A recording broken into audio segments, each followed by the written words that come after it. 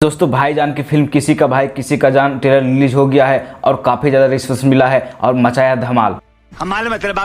लेकिन दोस्तों सलमान खान भाईजान की अपनी फिल्म को लेकर काफ़ी ज़्यादा डर रहे हैं, क्योंकि हाल ही में पठान को रिलीज हुआ था और काफ़ी ज़्यादा बायकॉट का सामना करना पड़ा था और सलमान खान ने अपने फिल्म के मेकर्स को दी मारने की धमकी। आखिर भाईजान ने क्यों मारने की धमकी दी आइए जानते हैं, लेकिन वीडियो पूरा वॉच कीजिएगा। ठीक है, समझिए।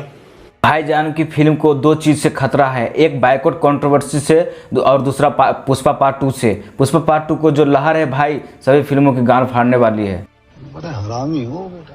हालांकि भाईजान की फिल्म तो हमेशा हिट होती है, लेकिन इस बार किसी का भाई किसी का जान को खतरा है, जिसके लिए मेकर्स को दी धमकी। दोस्तों चाहे कुछ भी हो, कुछ भी कर ले, भाईजान की फिल्म पुष्पा 2 के सामने कुछ भी नहीं है। और आपके हिसाब से कौन मूवी ज़्यादा हिट करना पसंद करेगी और आपके हिसाब से दोनों में से कौन सी फिल्म ब्लॉकबस्टर होगी और आप कौन सी मूवी देखना पसंद करेंगे वो भी कमेंट करके ज़रूर बताइएगा हमें। धन्यवाद।